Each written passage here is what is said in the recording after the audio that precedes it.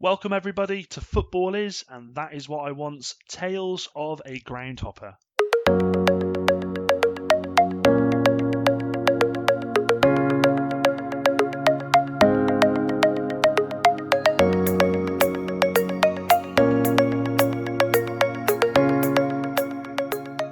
Guys, welcome to episode number 7 of Tales of a Groundhopper. I've got Mr. Groundhopper here. I call him Mr. Groundhopper, and a lot of people call you Mr. Groundhopper, mate.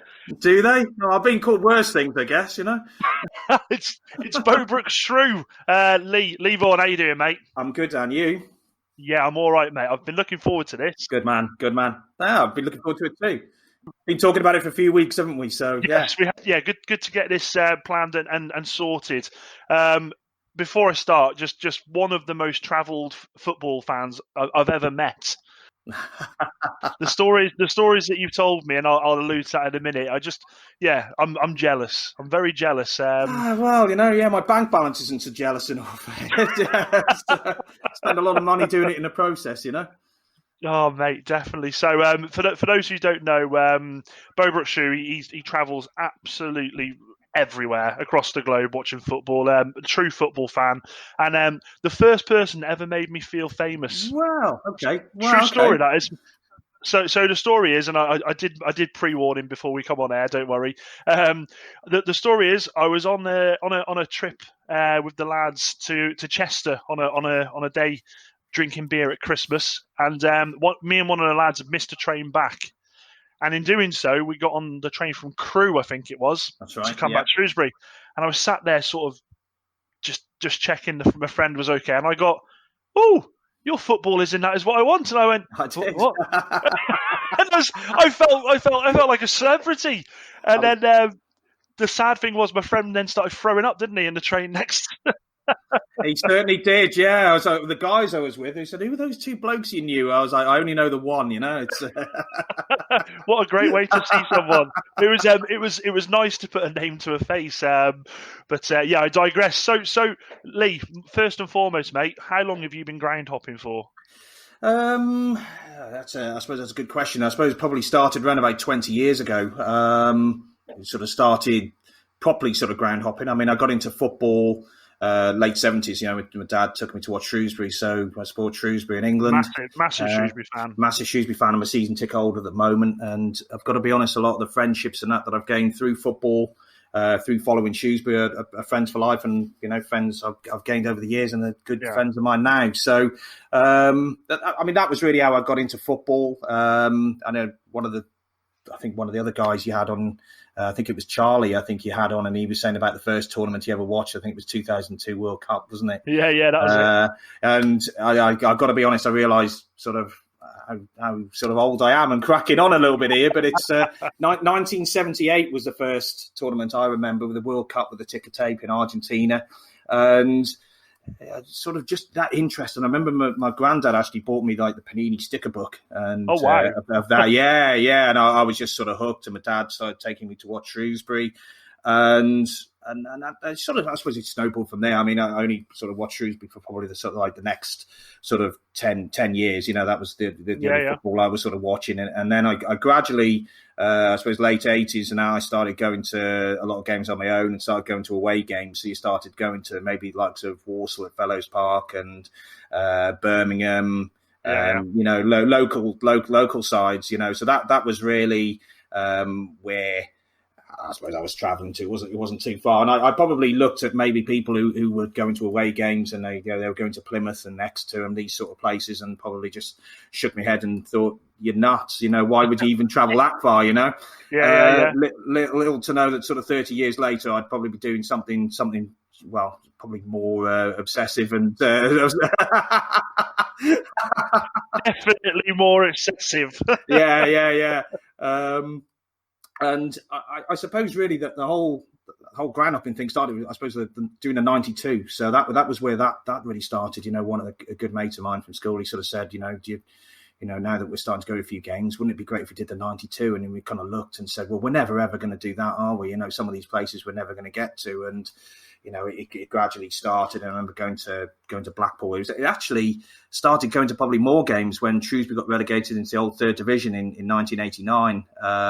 And a few of the new sides that we sort of played in teams that we haven't played for a long time. So I remember us going to Blackpool and then having a day out like you do at Blackpool's. Yeah. It's great. And then it started to snowball that season. And I remember around Christmas, went to Notts County with my uncle and my cousin to watch Shrewsbury, and I've got to be honest, at that time going to Blackpool, Nottingham, that was quite a long way. That was a big trip. And one of the games that we'd actually got, that was Boxing Day, and I think the following Saturday between Christmas and New Year we got Fulham away, and my best mate from school at the time, he says, "Why don't we go to Fulham?" I was like, "Oh yeah," and so I'm and a bit about it, and said, "Yeah, go on, why not?" So Chris Smith, he used to run the Shrewsbury Town coaches, as you might know. We booked on with him, and I think we felt like we'd gone to the world's end and back, going to Fulham. And as he was coming back up the bus, he actually said, "Right," he says, "guys," he says, "next away game, Leighton Orient, which is also down in London." Said, "Who's up for it?" And maybe mates sort of looked at each other. We were like, "Oh no, you know what's going to happen here, don't you?" And it was like, yeah. Anyway, we put our names, and a couple of weeks later, we were down at Orient, and it sort of gradually sort of snowballed really from there. So I guess really doing the 92, sort of late 80s, early 90s is really where it started to. That's where it started from, Dan, I suppose. That's brilliant. And then it kind of. I suppose I started going through the 92 and then started running out of clubs to sort of go to, and then you start to sort of drop down a little bit then, don't you? And, well, the rest is history, really, as they say. But that's what football does to you, mate, isn't it? Once you go once, you're just immersed in it and you just can't stop, can you? No, I mean, certainly, like when my dad first took me to a game, when my first game was actually probably Shrewsbury's best ever season, which was the 78-79 season when they got promoted from the old third division into Division 2 and had a really, really good run in the FA Cup and that as well. So first game was actually an FA Cup game against Cambridge. We beat Cambridge. My dad said, "Oh, did you enjoy that?" I said, yeah, it was absolutely brilliant. And of course we won, and the TV cameras and everything were there. And just everything about it, and the noise and singing, and sort of like it was actually a bit weird, really, because where we used to sit at Gay Meadow was a stand called the Wing Stand, which was actually, if you to look out from the away end, the station end, you got the stand on your left hand side, and that section that was always the closest to the away fans in latter years. So that was the away end, but back in the sort of day, it was mixed.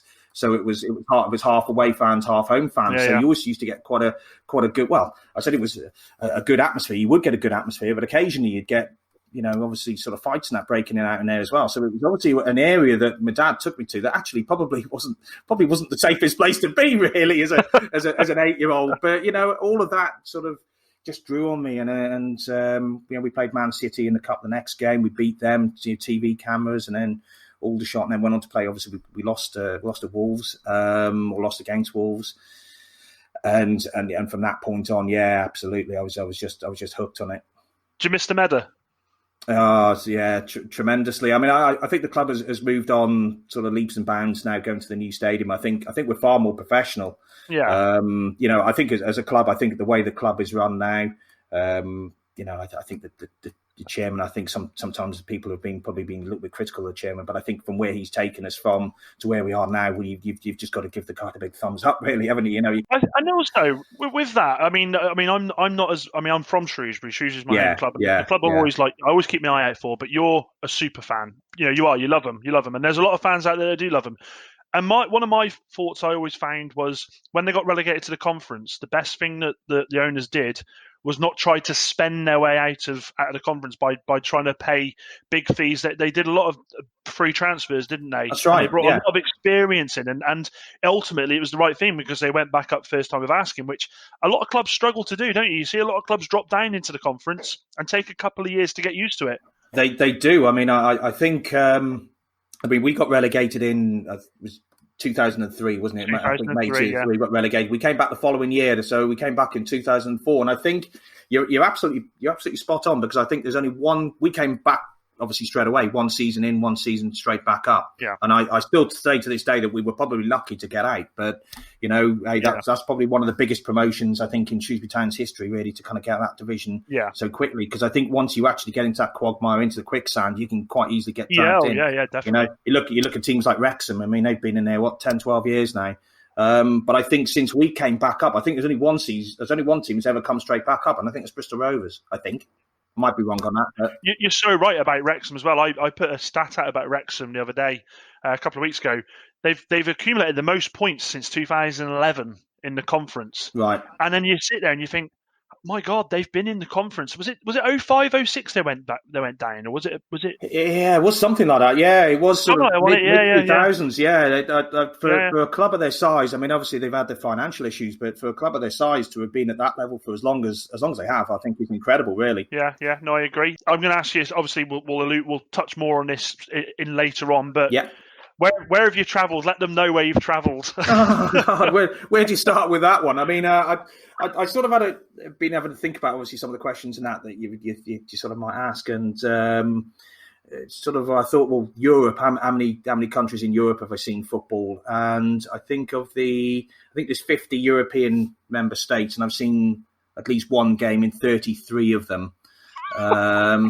So, and there's people I know that have seen more games in more countries than I have. So in all fairness, there's a WhatsApp group that I'm on, kind of like the number of grounds I've sort of done and this, and you think I could tell you some stories about people who have been to a lot more far-flung places than I have, but come on the show. But yeah, there you go. Yeah, I'll put you in contact with them. I think, and that's something like I touched on when we spoke on the train at Christmas, when you were telling me some of these stories, and I'm sure we'll hear some of them in a bit. I remember getting off the train thinking, my God, I could have probably spoken. I could have met you early on in the day and still been talking to you throughout the night about the places you've been, because some of the places you've been are just nothing short of extraordinary. You you went. Did you go to Brazil? I think I wasn't. Yeah, I thought I heard Brazil. That's right. Yeah. Russia. You've been Russia as well. Russia went to Russia World Cup in 2018. In fact, that's the second time I've been to Russia. Actually, yeah. You've been all over, mate, and I think.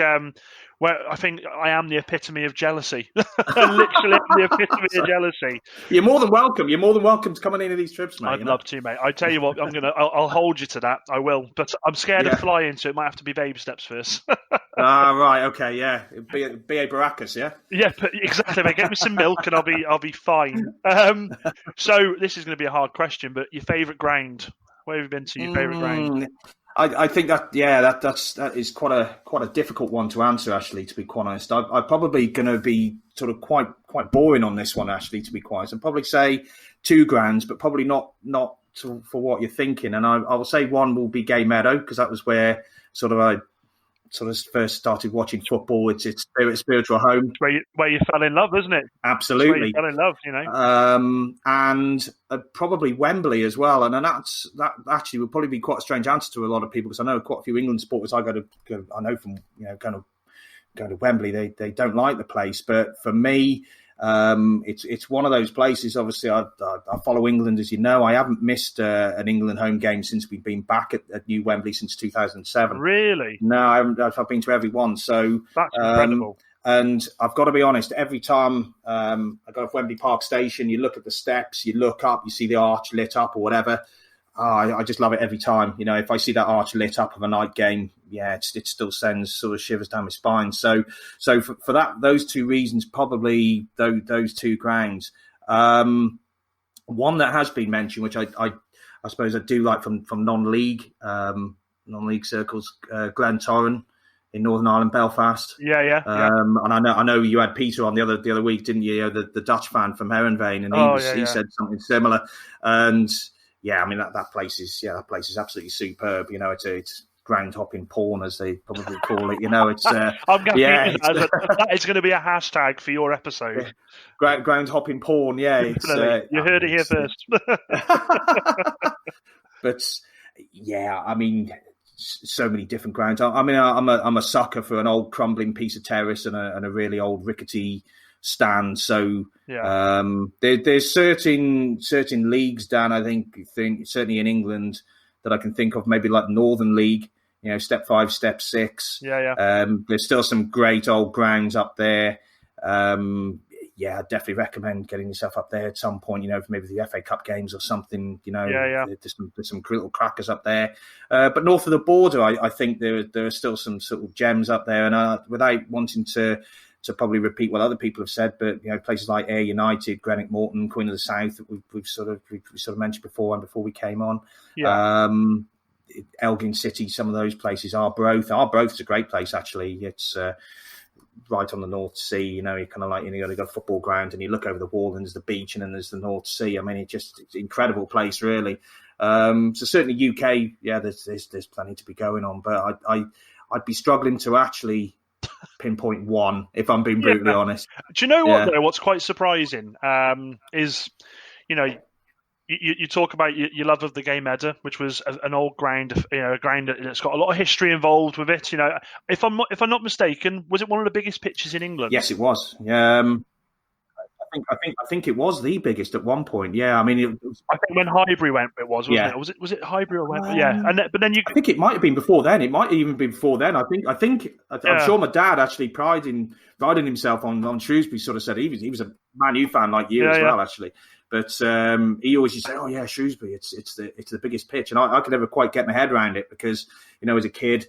There was never much live football on TV. You had the FA Cup final, but you had England internationals, and you used to see Wembley Stadium, and you kind of look at it and you think, well, how can the pitch at Gay Meadow be bigger than Wembley? That doesn't seem possible. Yeah.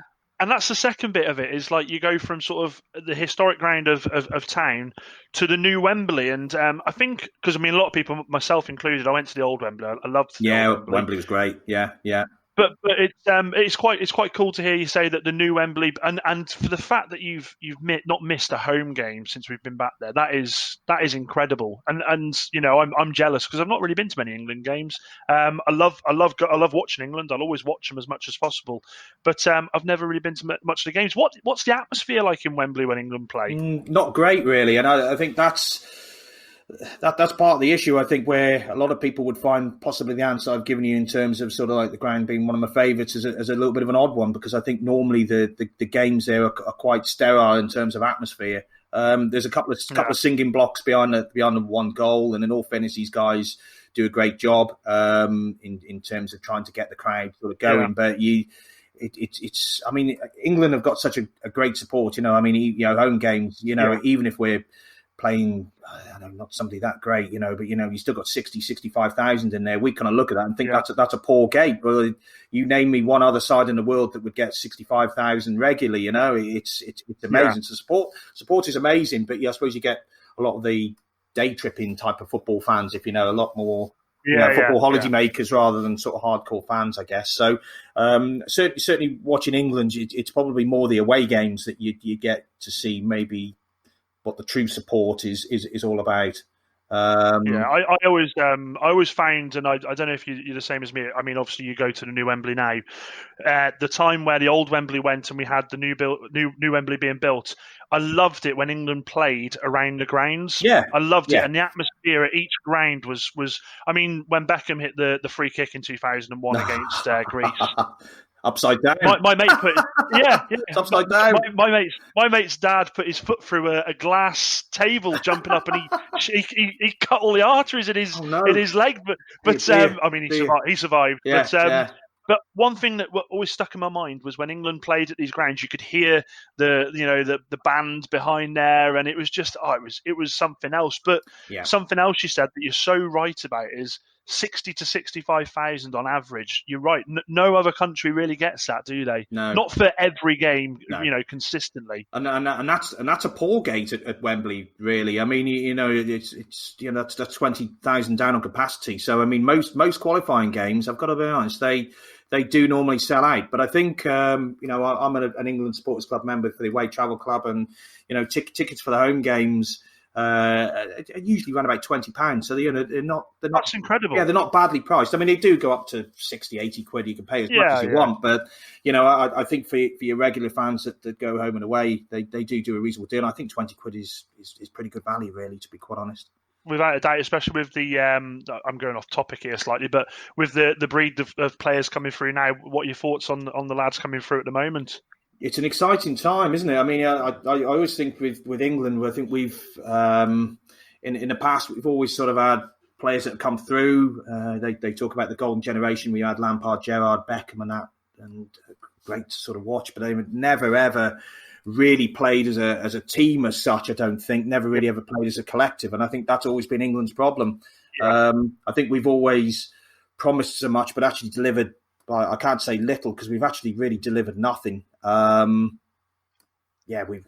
sort of delivered nothing. But this team that Gareth Southgate has got now, they're playing as a team. They look like a team. They look like they want to play together. They look like they're enjoying it, and I think that's one of the main things. I think sometimes the pressure that the media and probably supporters possibly put on the team is probably too much for them. I mean, every tournament we go into, whether it's a European Championship, a World Cup, it's England are going to win this, England are going to win that, and then you can see all these pictures of Bobby Moore with you think, oh God, just stop. It's like it's a bit embarrassing, and I'm sure that the other home nations, certainly our friends north of the border, don't like to see that either. But even I don't mind winding them up a little bit. But hey, it gets a bit embarrassing, doesn't it? It's quite bizarre, isn't it? Because you kind of felt 2018. It was almost as if the expectations were just wiped away. It was like, right, they're a group of young lads. They're going to go and have a go, and because of that expectation not being as high, I felt that the England players were able to express themselves not just as players but as a squad.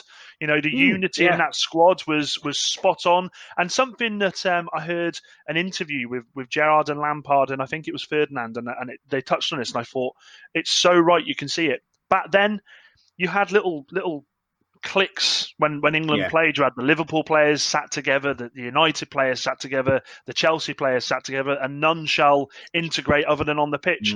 Whereas now it looks like Southgate, they're mates, aren't they? You can see they're all best buds. There's no rivalry. Once they get playing for England, there's no rivalry from any other club, and I think that speaks dividends, doesn't it? It pays dividends on the field. But it's an exciting time, and I personally think that it might have benefited us actually not playing in 2020 in the Euros.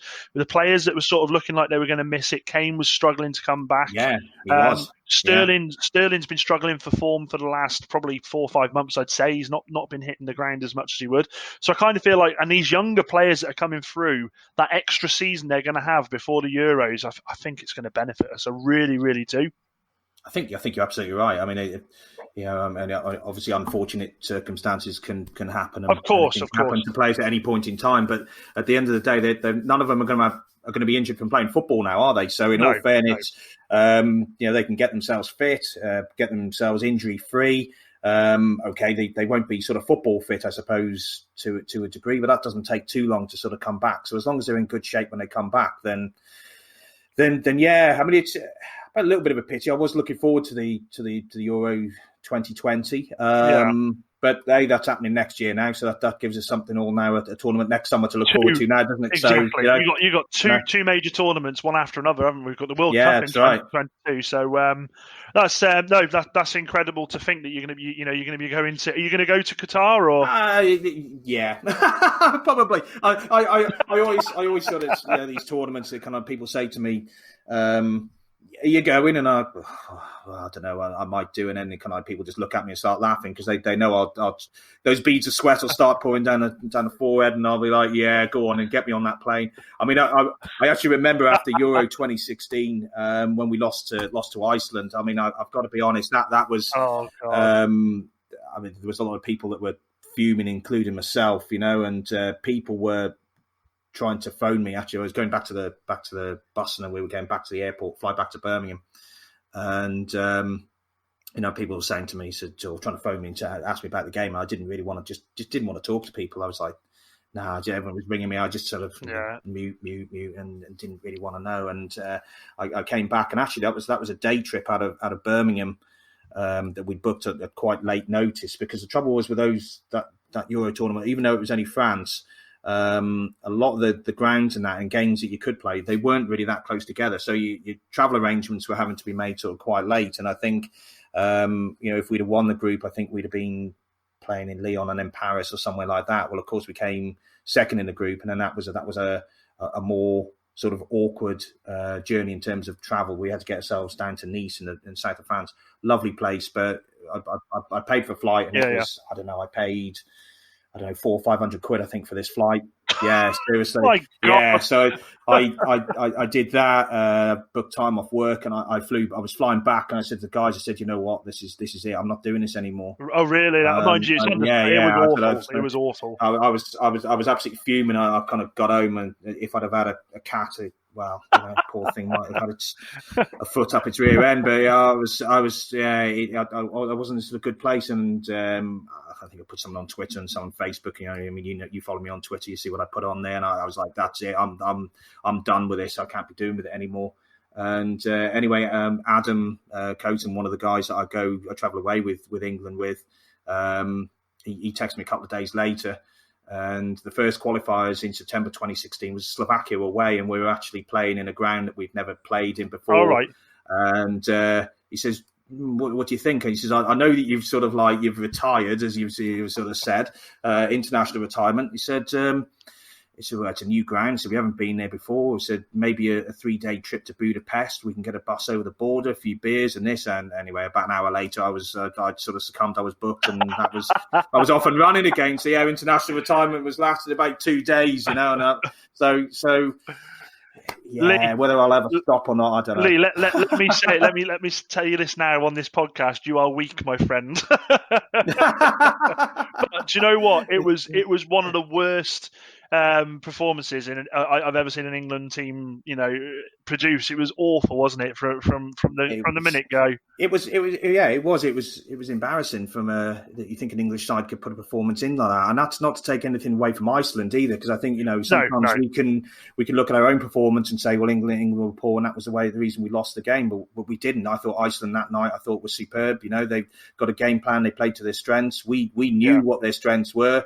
And we just got totally caught out with it. We got totally caught cold. I suppose sometimes those things happen, but yeah. I felt for Joe Hart in that tournament. I felt he was. I mean, whenever England go out, there's always a scapegoat. There's always one player that they blame it on, and I felt like Joe kind of. I mean, I'm in school with Joe.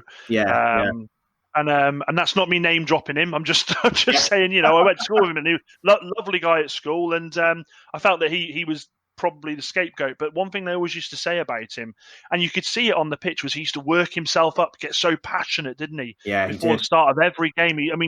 One of the most passionate footballers you'd see on the field. But I felt for him at the end of that tournament. I moved to Wellington, and I remember getting the train to work the next day. And as I got the taxi to a train station, it was there was banners, of Joe Hart. And I thought, come on.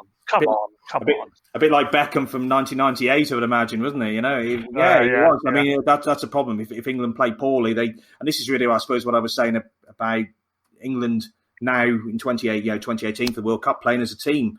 And at the end of the day, you've got to remember it's a team game. We shouldn't be singling individuals out. And well, it's his fault or her fault or kind of whatever it might be. That's ridiculous. Yeah. It's a team game. No, quite right, mate. Yeah, I agree. People make mistakes, don't they? People make mistakes. Of course they do. Without a doubt. And I put on a tweet the other day. It's a pre-tweet, so that's a spoiler there. Goalkeepers only have to make one mistake in a game to cost the entire game, don't they? Whereas a midfielder, a striker, a defender, you can misplace a pass 10, 12 times in a match. You can miscontrol the ball. That's a mistake, but the mistakes that you make aren't necessarily as big as a goalkeeper. It's a tough job mentally. Is. Absolutely, it is. I mean, that's right. I mean, you can lose a game 1-0. The keeper has nothing to do. Drops a clanger. It goes in. There you go. You lose a game. Everyone remembers it. You can win a game 1-0. The striker scores. Your top striker scores. That's it. He scored the goal. We've won it. But people soon forget that he might have hit the crossbar from 2 yards out, and he's missed another sitter. He's been around the keeper and he's fired it over. And everyone just remembers a goal. And that's the difference, isn't it? Outfield players can generally get away with a mistake, whereas goalkeepers sometimes it can be fairly catastrophic. Some of the things that they do, but quite right. There you go. Well, whilst we're on players, let's go with your favourite player that you've watched. Favourite player, I'm going to go for Alan Shearer. Really? I am. Yeah, I've got to be honest. I mean, whether it's sort of watching Shrewsbury, England, or Groundhopping, we all want to see plenty of goals, don't we? And I did laugh at, the Heronveen fan, Peter had on the other week when he said he'd been to Scotland and seen 4-0 nils. I mean, I couldn't think of anything worse in Groundhopping, could it? You go to four games in the back end of Beyond and see 4-0 nils. I mean, good God. I bet that was a very quiet trip back to Holland. Yeah, it was unbelievable, wasn't it? But you just think, good God. And there's ground hopping. I seem to draw a 0-0. As a friend of mine, Luke, who I go ground hopping with, lives down in Sussex. He always drops me a text when I've seen a 0-0 because he'll know where I've been and he'll just sort of take the mickey and kind of whatever. He says, you love a 0-0, don't you, Vaughan? And I'm like, well, not really, but Alan Shearer, I mean, he was a striker that would basically take the net off its hooks. Basically, you could hit a ball that hard, and the celebration with the one arm in the air. I'm all over it. Absolutely iconic. I'm all over that. Retired from England, I think, far too soon as well. I think I'd have loved to have seen him in the 2002 World Cup. I'd have loved to have seen him there. Yeah, and I think, to be quite honest, we probably missed someone like him at that tournament. I think Euro 2000 we weren't great, but obviously 12 months later we'd beaten the Germans 5-1. In Munich we qualified, and we were on a bit of a crest of a wave. And I thought 2002 World Cup, I thought we were quite good. I thought obviously we got Owen. I agree. Yeah, I mean, we got Owen up front. I mean, Owen was a class act at the time, wasn't he? He kind of, you had Shearer and Owen, and then before Owen with Shearer, you had Sheringham in Euro 96. I mean, Sheringham was actually the other player I was thinking of, a very, very clever forward player, absolutely brilliant. Him. Some of his movement and link-up play was absolutely sublime. He was almost like a yard ahead of players. Even in his later years, he was just the people forget. And you know what, you touched on it before about strikers. When you win 1-0 and the striker gets the plaudits because it's the goal. That man, the amount of little touches he sets up, the little movements that he does to bring players away from the ball. You don't necessarily, as a striker, have to score many goals to affect the game. And he did that so frequently, and it was missed, I think, so much. Yeah. But in that World Cup, I tell you who was. I thought decent for England was Trevor Sinclair. Yeah, he was great, wasn't he? Yeah, he did. He came in late, didn't he? Come in late and played on the left midfield for us. He was brilliant. I'm just trying to think who he was actually Danny Mills at the time. Well. Danny Mills, yeah. I mean, it was, and you had the fullback from Charlton. Ham. Was it West Ham? I remember QPR, West Ham. I know because he originally started, I think, at Blackpool or something like that, didn't he? And he got transferred down to Queen's Park Rangers. But I'm just trying to think of the Chris Powell as well. The fullback who came in from Charlton. A bit of an unknown sort of player came in and actually did a really, really good job. It was and then Euro 2004, that was I think a tournament that we probably should have won. I think if Wayne Rooney had stayed fit, I think we'd have won that. But I think some buts, isn't it? And you know what? It was the pattern for the two tournaments, 2004, 2006, to go out against Portugal not once but twice in two games. We probably both should have beat them. Really, it was frustrating, and I hated Portugal for years after that. Every time we drew them, I thought, I can't. 2006, I knew we were out. I said when we drew them, I said we're out because I don't understand. We just can't seem to beat them. I remember them coming from behind and beating us in Euro 2000, wasn't it? Right. We were 2-0 up in the first 20 minutes. Yeah. Manaman got the second, and they just destroyed us. Beat us 3-2, and obviously that was before Ronaldo had sort of come in as well. But 2006, over the penalties, we had. Ronaldo had got Rooney and that sent off and a little wink. And I've seen Ronaldo a few times, great player, but I've never really forgiven him for that. I know. Do you know what? It was almost that. It was the way that little wink. Horrible. Like, but I mean, look, with every tournament, you have your heroes, you have your villains, don't you? We've always had a fair few villains against us. Simeone being the big one, and Big Ron. It's the way it goes, isn't it? But absolutely. This one's going to be fun. Longest distance travelled for a game? Well, that would be Brazil. So that was the 2014 World Cup. Yeah, I went over. Yeah, Brazil for 2 games. In fact, actually, I'll tell you a little bit of a funny story about that. In that me and my mate Rob Jones. We obviously decided we were sort of going to go, but I said to him that probably the second and third games are the games ready to go for. The third game is always something hinging on that. But how wrong I could be, really, to be quite honest, because we lost against Italy in the first game. Yeah, we lost against Italy in the first game. So that really effectively, well, it meant that basically we had to win really the second game, and that was against Uruguay. Anyway, we landed in Sao Paulo. We'd flown an overnight flight from Heathrow via Rome, and we landed in Sao Paulo at some unearthly time in the morning, so 5 in the morning, 6 in the morning, and we got straight to our hotel. And I think we booked our hotel, the night before, so we could just go straight in, So there was no messing around for the day, we just drop our suitcases in and off we go. And anyway, we sort of got in there. We had a couple of hours kip, and then we sort of got up and thought, well, it was about 9 o'clock, and mate of mine, Rob Reddin, who travels with us as well, he was already there. He travelled over the day before, so we met up. We had a few beers, and we went to the game in the afternoon, and we lost 2-1, and that was it. We were pretty much out of the World Cup, and me and Rob were there for a week. Costa Rica game was sort of like the following, I think that was a Thursday, and the Costa Rica game was like the following Tuesday or something like that. So it was like, we sort of looked at them. I said, we've been here 12 hours and we've already been knocked out. We're here for another week, yeah. Team are going home.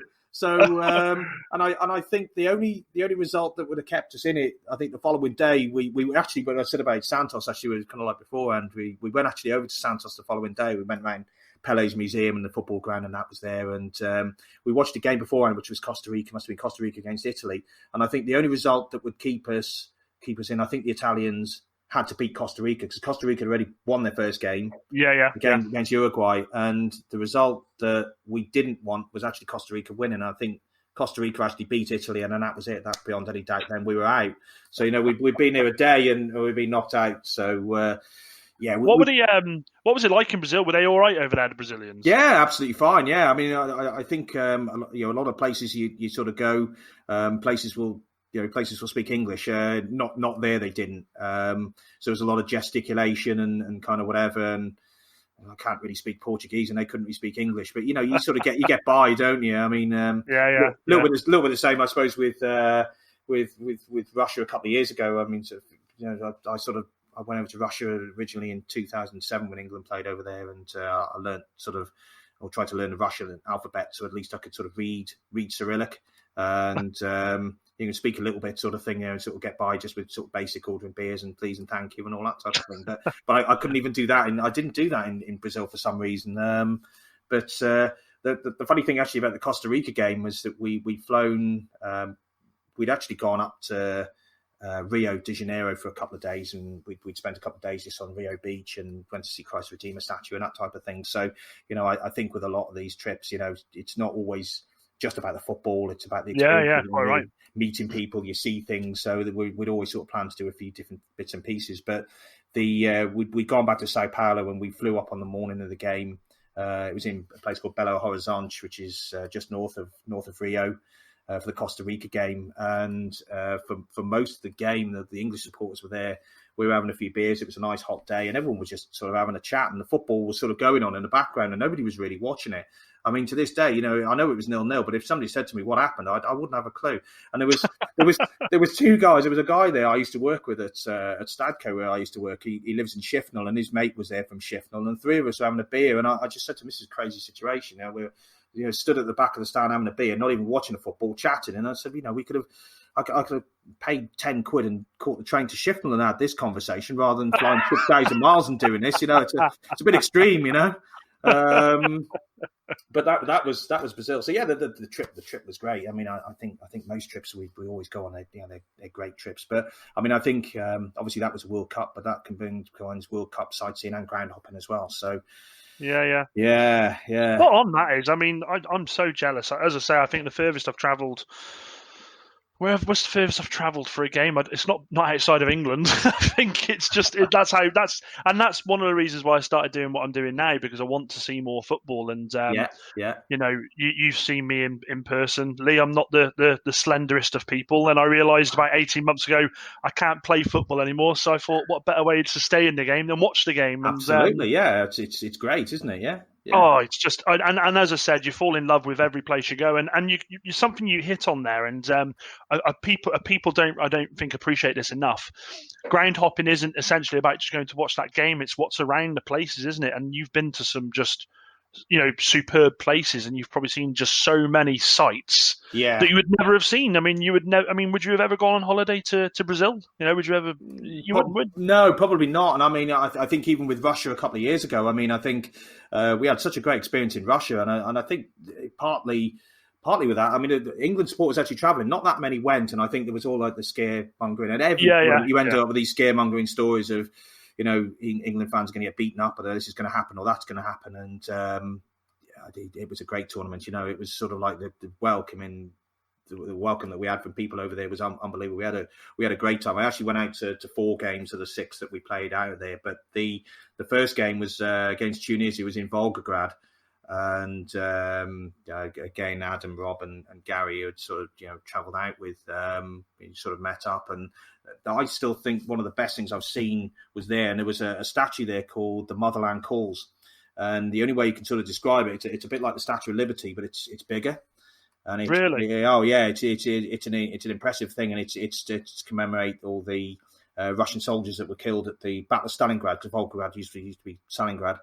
And that is probably I'd Google it when we finish it and just have a look, and you'll be gobsmacked. You'll look at it and think, how do you not know about this? And I think there are things sometimes you go to places and you see things that, like you said, you hit on it there really, that you wouldn't necessarily go to these places for a holiday. They're off the beaten track, and I've got to be honest with a lot of the games that I've done. The further off the beaten track you go, that's where I prefer to be.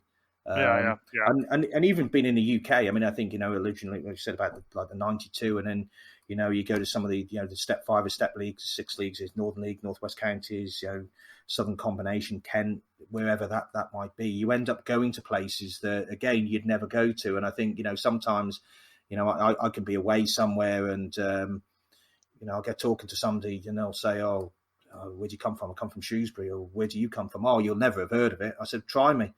And you'll never have heard of it. I said, there's a chance that I might have seen a football match there, and they'll say it, and I'm like, yeah, I've been there, and they'll be like, no, you haven't. I was like, yeah, I have actually, yeah. Shrew was away actually alluded to that. He said he said one of his biggest accomplishments was telling you of a ground that you'd not been to. He said he felt like he was Yoda, because you were like, oh, I've not been there. I can't remember where it is. In fact, no, he didn't tell me what it was. He just said, in fact, I'll get that off him. I'll find out for you. Yeah. You've touched on fans, and I want to sort of go on to fans a little bit here. Best fans that you've witnessed when you've been on your travels? Again, that's a little bit of a tricky one, really. Certainly the World Cup in 2014 when we went to Brazil. I thought the Chile fans, I thought they were absolutely superb. I thought the colour and vibrance that they brought to the tournament, whenever we run into them, I thought was absolutely brilliant.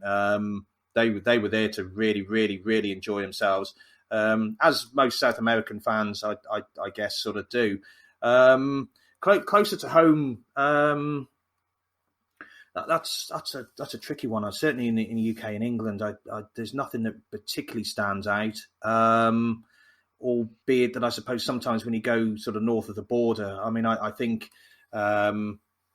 Scottish junior football, which is non-league football up in Scotland. I've been told to watch this. I've been told it's really good. It's fantastic. I mean, I wouldn't say as a group of fans, but I think as a collective, as a whole thing, I think the fans that you will meet and some of the club officials that you will meet up there. I mean, I think you will always have the England-Scotland rivalry. I mean, England-Scotland play each other in a game, and the rivalry there is absolutely so intense. It's absolutely unbelievable. And I think some people would naturally presume that intensity, if you go to a game in Scotland as an Englishman, as a neutral of the game, that will carry on. And I've got to be honest, I wouldn't say that at all. Isn't anything further from the truth, really, to be quite honest. Oh, really? I think it's absolutely brilliant. I think some of the places that we've been to in Scotland, certainly the juniors and that, they hear the accent and they come over, have a chat, how far have you come? And at the end of the day, then they're trying to get you into the boardroom, and the bottle of bells comes out, and if that happens, you're in trouble, because you're not going home. There was one chairman I actually met somewhere up there, and he came to find me. He says, "Oh yeah, you're the English guy, aren't you?" He said, "Come on, have a drink with me in the boardroom." So I had a drink. That was at half time, and then that's like I couldn't get out of there. Oh, you poor thing! Yeah, But Dear, I want to, and that's something you touched on. I really want to go north of the border to watch to watch football. There's so many games I want to go up there and see. And Jim, actually, do you know what? I was talking to Jim not so long ago, yeah, and I said, I really want to go up to watch Queen of the South. He said, well, with the stuff you're doing with your channel, he said, why not take in a couple of junior games? He said, we'll have a look. And I thought, do you know what? I'm well up for that, because when I started this channel, it was predominantly just going to be non-league. But as I got immersed into the ground hopping side of it, there's so many grounds and so many places I want to go and see. Not taking himself away, excuse me, from the non-league aspects, because non-league is fantastic. yeah. But going up to Scotland and seeing these games and covering them, I think I'm really excited to do that. That's that's something I want to push on with. But with regards to we've done the best side of it. What would you say the worst thing you've witnessed in the game would be, other than Iceland, England? Yeah, I mean, it's not very often I'm sort of I sort of reduced to tears really, but I think one time I can probably think of where I sort of was pretty upset with things. I think it was when Shrewsbury got relegated to conference in 2003. That really sort of got me. Kind of like you've been in the Football League for 53 years or kind of whatever it was, and was it Carlisle that hit us? Yes, it was. Yeah, we I've got to be honest. We'd been slipping into oblivion really for that was. In fact, actually, that was a bit of a weird season because that was a season we beat Everton in the FA Cup. Yeah.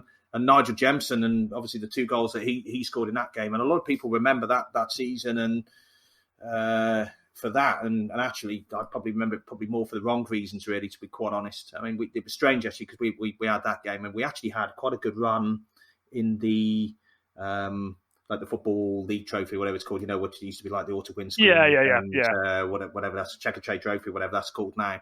And we had quite a good leasing, run. isn't it? Leasing That's right, yeah. Leasing.com or so, I don't know. I forget what that thing's called these days,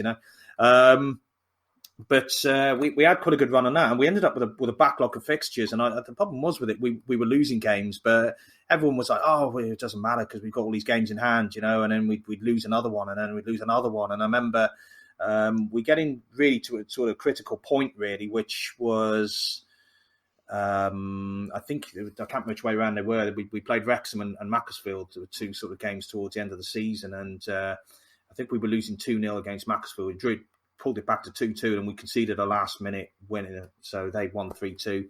And then Wrexham, very, very similar. I think the following Tuesday, we were 1-0 down. We pulled it back to 1-1, and then conceded like a last-minute winner. And I thought at that point, that's it. We're going. By the time we got to the Carlisle game, well, it was win or bust. So I think our chance had got, and yeah, we lost on the night, and the players same situation, wasn't it? We went 1-0 up in that game. I remember us going 1-0 up and thinking, all right, and then it's how it happens sometimes, isn't it? Concentration so key, and in these relegation runs, you need it, don't you? But I think it was almost as if, again, you know more than I do. Was there a sense of the reset button was hit when we got relegated? Did they get rid of a lot of people out of there that didn't need to be in the club, and they brought through the younger players? They brought experience. I mean, I remember him signing Dwayne Darby. Was it Dwayne Darby they signed? They signed Dwayne Darby, yeah. Actually, and Michael O'Connor, was it? Was it Martin? No, Martin O'Connor. Martin O'Connor, yeah. He was okay actually. I think the guys that they brought in, we brought in Jimmy Quinn, didn't we, when we got relegated? Jimmy Quinn, as manager. So the manager Kevin Ratcliffe, he went, and a lot of those old time players that were there, Mark Atkins, Ian Won't, and players like that. Okay, we'll probably leave that one there. I think is probably the best thing, really, isn't it? But I think you're right. We sort of had a clear out. They brought a lot of new players in. But with that, obviously, there was a pressure to kind of get back into the Football League as soon as we could. I mean, the money that the club would have been losing from not being in the Football League at that point would have been a lot. And we weren't, we've always been a reasonably run club, but, we can't afford to, lose money like we were. And, big season for rivals that season, wasn't it? Well, it was, and actually, to be quite honest, they probably held the sign over us that year as well, because we played them twice in the league and we played them twice in the FA Trophy as well. I'm just trying to think now whether it was a semi-final we ended up playing them twice. It was home and away, or whether it was a replay. I know we drew the first game 1-1. So the two home games we drew 0-0 and 1-1, and then they beat us twice at the Box Head. Yeah, and I worked with a couple of Telford fans at that point as well, which they were loving it, you know. It was a bad season for them, though, wasn't it? Because they ended up they got, I believe that was the season they went bust, wasn't it? Or was it the season after, possibly? No, I think they. I'm just trying to think now whether the record actually got expunged that season. I think because we took actually on part. Well, we took on some of their players. Trevor Chalice. Trevor Chalice, yeah, that's right. Yeah. And centre half, was it Whitehead? Was it Whitehead? Yeah. And it was actually really strange because I remember when we played them at the Bucks Head, those two lads were the standout players. I thought, Whitehead centre half and Trevor Chalice at fullback. And then they had their problems, and we brought those two players in, and I think there was probably an agreement really with Jimmy Quinn and Telford that we weren't going to play those players when we played Telford a couple of weeks afterwards, and that was where Telford's financial issues were happening, and we ended up playing them. And I remember Telford being quite annoyed that we'd done that. So I think there might have been a gentleman's agreement in there that got broken, but Telford had the last laugh that night because they beat us again. And that was a bit of a kick in the teeth, really, because I think at that point that was a point where they lost a few players, and well, yeah, we still couldn't beat them. It's like, there you go. Do you know a guy called Paul Coyne? I do. Yeah, his dad used to play. Coyne. Yeah. He did, didn't he? And I just talking about Shrewsbury Town. I mean, if you need, he is Mr. Shrewsbury Town, isn't he? He loves them. Yeah, absolutely loves them. Yeah, he's a great guy, Coyne. In fact, actually, I ran into him at Aberystwyth Town actually a couple of seasons ago because his dad dad is involved, I think, with Aberystwyth. So, I mean, I've got to be honest with you, people run into me a bit off the beaten track. It never really surprises them, to be quite honest, because I could be anywhere. But sometimes it can surprise me if I maybe run into somebody. I know, oh, hello, what are you doing here? And he loves them, doesn't he? He absolutely loves them. Yeah, he's a good guy. I wonder what he'd have been like the season they got relegated, because I say he takes it. He's so serious, and that's you can have fans that take it too serious for the wrong reasons. But Paul is to his credit, a person that just idolises town. What I love about him is his passion, no matter what. He stands behind the team, doesn't he? No matter what happens, he stands behind them, and he's a proper fan. I think you've got so many fans nowadays who are quick to moan and say, "That's it, we've had enough." But he sticks up for him, and I think that's what you want in a fan, isn't it? You're the same. I mean, I watch you on Twitter. You have some conversations with fans, and you're pretty much the same. You stand behind them. You'll always give them the opportunity, won't you? I do. I think at times if they they have played poorly or whatever, sometimes you've got to say what needs to be said at times, and occasionally you put things on Twitter and anybody reads it or not, I don't know, but it's sort of like you feel like you're getting something off your chest a little bit, doesn't it? It gives you a platform to be able to do that. But at the end of the day, you may be critical, but if they played well, then you've got to give them credit for that as well. And I mean, sometimes I think you look at us and I think people think watching Shrewsbury at times it's like watching it's like following Brazil or following international. It's not. We're Shrewsbury. We're League One. Sometimes it ain't going to be great, and you've got to take that. We're a mid-table League One side. We're not playing in Premier League week in, week out. Sometimes the players will do good things. Sometimes they will do bad things. You've just got to take that. And I think what you said there about Paul. I think Paul is very much his glass is always half full rather than half empty. I think he's always looking at the positives, and that's what we all try to do. And I think I've been. A lot of the guys I go to Shrewsbury games with, likes of Aid Plymouth, Chris Wynn. Chris Wynn always stands in the safe stand, and he loves that now. Mike Davis, who's sort of good mate of mine as well, he was obviously involved in getting that safe standing implemented at Shrewsbury, and I think that's been a revelation. And I mean that's taken the club different places as well. You've got Premier League clubs and Championship clubs now coming to Shrewsbury to look at our facility, look at what we've got, look at all of that, and you just think, wow, it's a great stadium. Absolutely. It's a great stadium. Yeah, stadium. It's a stadium that can have so much more done to it as well, isn't it? It's set up. It's been built the right side of town, I think, now for development. So if we ever did a Bournemouth and moved up the leagues, I think there's more than enough space there to do stuff with it. They've built. What I like about it is the Power League. They've got so much money coming in from different sources, and I think Shrewsbury are a club in this situation that are going to be okay, aren't they? They're okay. Whereas you've got a lot of clubs that I think are panicking in this pandemic at the moment, where there's no income. That's right. And I think that we've always been a well-run club. There's a CEO there at the moment, Brian Colwell. I know so a few of mine. So I mentioned Chris Wynn there. He's on Supporters Parliament. Mike Davis, they know Brian quite well. I've spoken to him a few times, and he's a very level-headed guy, and he's a good CEO. He knows what he's doing. Fans at heart. He looks after us. You couldn't wish for a better guy to be sort of running the finances, really, I suppose, there, and initiatives that they come up with, and some of the deals, I think, you touched on it the other week with Peter, the Heronvane fan, and I think he was talking about, I don't know, €180, I think, for a game. I'd pay 300 quid for my seat in the West Stand, which is along the side. I mean, it's more money than what we pay abroad, but I think for value for money, I think that's it's 23 games. I think it works out about £12 a game, I think, to be watching League One football. I think that's it's an early bird that you buy. I think that's fantastic value if I'm brutally honest. I mean, you know as well as I do. You can go and watch non-league games. Certainly, maybe not sort of step 4, step 5, step 6, that sort of level. They're still kind of reasonably cheap. But you can go to some conference or conference north and south, and you're paying silly money for them. Telford's still 14, 15 quid. Well, that's silly money, isn't it? I'm only joking. But it is for the division, isn't it? When you think about it, it is really, yeah. And I mean, Telford. I always used to think Telford were quite a well-supported club, but I think over the years, their support's waned a little bit. But I guess if they're not playing so well, 15 quid. Yeah, it's times are hard, and that's with everything that's unfortunately going on at the moment. When football does actually get back up and running, people are not going to have so much disposable income. So, clubs are going to have to be a little bit more sort of inventive in terms of how they bring supporters in. And I suppose that will sort of filter down in terms of players' wages and certain things like that. I think Shrewsbury will come out of this as sort of like on the right side of things. I think in the past where you've had sort of players' agents and players sort of demanding certain wages, it'll be the clubs that will dictate now how much they pay, and players will just have to sort of go with it.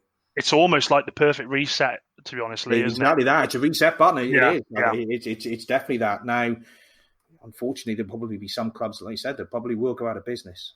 Touchwood, I don't think Shrewsbury will be one of those. But no. I mean, I think what we're sort of talking about the season being voided, or whether it's points per game and all of this, and I think one of the things that came out of that was that a few of the clubs, certainly in League One, they want to carry on playing because they're looking at automatic promotion or playoffs. I mean, Brian and CEOs already come out and said, well, if Shrewsbury carry on, that's going to cost us $500K in terms of testing and everything. And at the end of the day, we're going to finish mid-table as it is. So it's a lot of money to pay out for games that don't really mean a lot for the majority of the division. And I think, if there was an end game with this where you could say, well, okay, football's going to start again with fans in September, and you knew that, and you knew that income stream would be back there straight away, or not so far in the future, then you'd probably go with it. But it might be the new year. I mean, 500,000 might end up being sort of in lost revenue. Could be 1 million, 2 million, could be 3 million. You don't know. You don't know when we're going to start again. Nobody knows. Nobody knows, do they? Do you? No. Are you a Ricketts man?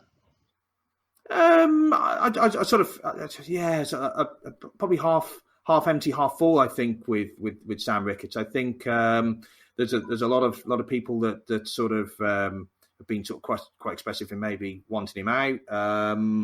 I'm certainly not in that camp, in all fairness, to be quite honest. I think we've had some fantastic results this season.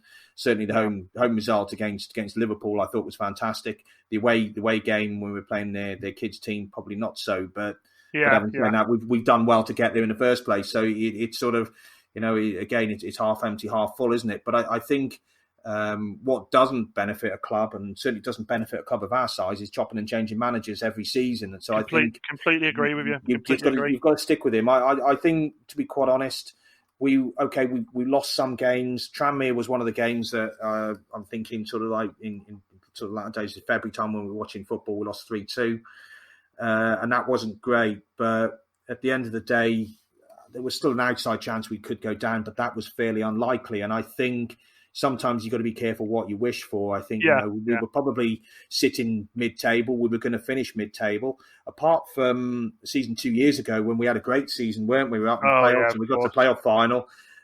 Every season bar that we've been in sort of struggling at the bottom. And we have a season we're in the middle and everyone starts moaning about it. It's the victim of your own success. You absolutely. Yeah. They should have gone up, shouldn't they?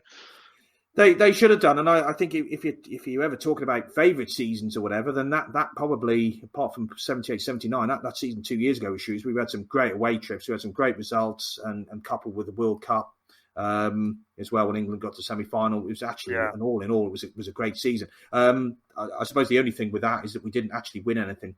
So everyone says we had a great season. What did Shrewsbury win? Well, we actually won nothing. What did England win? Well, we didn't win anything. So the nearly men. Yeah, absolutely. But that's what you get from being a Shrewsbury Town and an England supporter. You quite right, mate. You don't watch it to win things, do you? You just watch it for the excitement and enjoyment of it. Quite right. What about your funniest memory in the game? Funniest memory. There's one. There's a little bit of a story I tell sort of. I suppose regularly when sometimes people ask me, and it was an England trip where I'd gone over. England were playing in Dublin. This was going back probably about 5 years ago now, and I'd gone over on the Friday because the Irish League tend to play their fixtures on a Friday night. So doing what I do, I always look at a lot of these England trips now and actually kind of if I can try and tie in other domestic games around them, then that's what I try and do. And I've got to be honest, the guys that I travel with now, they're always on the case with it. And Vaughan, we're playing so-and-so. Who else is going to be playing the day before, the day after? And I'm always That's looking brilliant. for I'm so jealous of that. So we always try and take in other games now. Anyway, I'd going over to Ireland and I picked Dundalk. Dundalk were playing Bohemian on the Friday night from Bohemian from Dublin. And Dundalk is a great old ground. It's a proper old-fashioned ground, good stand, terracing, the big old-fashioned floor, floodlights in the corner and all of this. So it's a really good old-fashioned ground. So that's where I'm going. And I bought my tickets for the train sort of beforehand and checked the train times up there. And I was going up in the afternoon and the train coming back was, I don't know, 10:15 at night or something like that. And I thought, well, that's perfect. The ground was probably about a 10-minute walk from the station. So that gave me a chance to go and have a quick beer before I caught the train back. So anyway, watched the game, went up to Dundalk, and I got my ticket to Dublin Connolly beforehand. And it had actually got the times of the train actually printed on the ticket as well. So I thought, magnificent, it's great. Never really give it another thought. And anyway, watched the game and I'd come back to the pub. It was at the top of the ramp actually outside sort of Dundalk station, and I'd gone in there and there was some Bohemian fans in there, and I thought, well, they're obviously catching the same train as me, and I had a couple of beers and I was just killing time. And anyway, got to about 10:20. I thought, I better go and catch a train. And these guys I'd just got another round in, which I couldn't really work out. I thought, well, why are they still sat there? So anyway, I thought, well, nothing more of it. So anyway, I walked down the ramp, and there's a guy on the platform, and he said, broad Irish accent. He goes, well, where are you off to tonight? And I said, I'm going back to Dublin. He goes, oh, not tonight, you're not. I was like, really? I said, well, I'm catching the 10:30 train. He goes, oh, no. He says, you've missed it. I said, well, it doesn't go till 10:30 and it's 10:20. So how have I missed it? And he goes, oh, he says, this week that train has been going earlier. It's been going half an hour earlier. So it went at 10 o'clock. Oh, no. I'm like, oh, well, I thought, great. I said, well, it's actually got printed on my ticket. The times of the trains are actually printed on there. And he goes, oh, yeah. He says, yeah, that's a bit daft, that really, isn't it? I was like, yeah, you're telling me it is. So anyway, we sort of sat down on the bench and I had a bit of a chat to this guy and trying to figure out what my next move was because Dundalk to Dublin is not really that close. So I sort of said to him, I said, well, how much is a taxi back? And he says, oh, it's going to be about €150. Oh, my God. Yeah. So I was like, oh. So I wasn't really too bothered about that. So he says, well, there's a cracking hotel around the corner called blah, blah, blah, whatever it is. He says, it's a lovely hotel. They do a lovely breakfast. That's €75 a night. So that was almost looking like my cheapest option. I said, well, the problem is, I said, the accommodation in Dublin isn't the cheapest at the best of times. And obviously England are in town over the weekend. So the cost of accommodation was sky high. So I paid a lot for my hotel down in Dublin. I was like, didn't really want to waste that. So I was like, oh. I said, I didn't really want to fork out another 70 odd quid. So he says, I tell you what. He says, I've got an idea. He says, a mate of mine is driving a train coming in from Drogheda. He says that train needs to go back to Drogheda, empty coaching stock, so it's not going back as a normal service. But he said, I'll ask him and see if you can jump in with him. So he said, hang on a minute. Yeah, just going to jump in with his mate on a train. Yeah. So basically, yeah. So anyway, his train comes in and his mate comes down the platform and he says this guy here needs to get back to Dublin. He says, I know that you're going back to Drogheda. It's about halfway back. He said, can he jump in with you? He said, yeah, sound. He said, get in. So anyway, I've got this 4-coach train to myself. So a taxi back from Drogheda was probably about half the cost. So I thought, well, at least I'm getting better, I'm getting back to where I need to be. So anyway, I've got this 4-coach train to myself, and anyway, we get. I could see the lights of sort of larger town sort of coming over the horizon, and we're coming into Drogheda. And anyway, the driver comes on the intercom, and he said to me, "Hi, mate." He said, we're going to be coming into Drogheda soon." He says, I've got a little bit of a problem, though, in that obviously you're not supposed to be on the train. He said, because obviously there's this empty coaching stock kind of coming back to just going to a stabling point for the night. He said that the signal will be on green when I come through the station. So basically I can't stop. So you're going to have to jump out. So I'm sort of waving my arms around you. He can see this. He said, I'm kind of going, you're joking me here, surely. And anyway, he said, yeah, don't worry. He says, I'll slow down a bit. Well, it's like, well, thank God for that, It's like, so anyway, yeah, we come into Drogheda station, and fair enough, he sort of, yeah, he had sort of slowed down, and I got near the doors at the front. The doors, the automatic doors open up. I know I jumped out, and it was one of these. I'm having to sort of run down the platform and sort of get me. Anyway, he toots a horn, and off this train goes. And I'm in Drogheda then. So next thing I heard this wolf whistle, and these 2 shadowy figures come lurking out of the darkness, and I could see the one with his finger sort of beckoning me towards him, a bit like the finger like the Grim Reaper. And I'm thinking, oh God, yeah. Who are these 2 guys? Because who the hell knows me? Nobody knows I'm here. So I thought, well, and that was the way out. So I thought, well, I've got to go that way anyway. So I'm going to have to see what these 2 guys are all about. So anyway, went walking down the platform and was like, hi, guys. And he said, there's a taxi waiting outside for you. And I was like, sorry? And he said, yeah, your friend from Dundalk, he said he's called us to say there's an English guy jumping off a train in a minute. We've got your taxi back to Dublin. So I was like, great. Anyway, and that was that. So anyway, yeah, the taxi took me back to Dublin. Happy days, cost me €70. I contacted Irish Trains on the Monday night, on the Monday, and so I said, well, I want my money back from this. This is just ridiculous. And I explained the situation, and they went, yeah, I can see what we've done wrong there. It was a bit silly of us, really, wasn't it? I said, well, yeah, just I love that though, mate. So, yeah. So, jumped off a train. That's incredible. That is incredible. Jumped out of a moving train, yeah. To all the listeners, I implore you to tell me a better story than that. It got me back to Dublin. Actually, the story actually gets a little bit better than that. Although it wasn't, I didn't keep what I found. But actually, I walked out of my hotel on the Saturday morning, and there was a wallet lying on the pavement. So I opened it up, and it was an American tourist, and there was about €250 in there. My God. Anyway, there was I knew where I was staying. There was a Garda station, a police station sort of around the corner. So I went down there, and there was a police lady just walking along, and said, oh, excuse me, I just found this wallet on the floor. And and that was all part of that same trip. So yeah, there you go. So yeah, handed in. So hopefully the wallet found its way back to the American guy who'd lost it. If not, I'm sure someone had a few drinks on there. Well, I think that maybe the Garda Christmas party would have had a good head start with €250 there, So, well. Oh, Lee, honestly, mate, I've loved this. This has been an absolutely brilliant chat. You're not going to believe it. We've been going for an hour and 8 minutes, and it doesn't feel like it. It feels like we've. How long do you normally last on these? Is it? That's a very personal question. Well, I'm not going to tell you either. There you go. It's like, touche. Normally about the sort of, I look between the half hour and 40-minute mark, but Okay. the content's Well, been brilliant, mate. I've really enjoyed it, and I think the guys I've enjoyed listening it to this too. Yeah. will enjoy it too. I think the main thing is I need to get on one of these away trips with you, mate. I've got to get on one of these away trips with you, without a doubt. You're more than welcome, and I think now that certainly on the groundhopping thing, I mean, I suppose the groundhopping bit we haven't really touched on the non-league really. A lot of it's been sort of England or Shrewsbury really, but certainly sort of the non-league sort of scene. If I'm going anywhere, I usually post on Twitter where I'm going. You can get hold of me, give me a number and whatever, and just get hold of me. And if you fancy a game, come with me. Certainly FA Cup games if you're going to be reporting anywhere. I think you've just done yourself over there, mate, because that means I'm going to have to bring you back and we'll do an episode on non-league. I think there's a few stories in there, isn't there? Probably. I think there is. Yeah, I mean there's plenty to sort of go out there. Certainly, you asked before about favourite grounds and that. I mean, there were quite a few grounds that are well worth sort of seeking out in the non-league scene from sort of top to bottom. Yeah.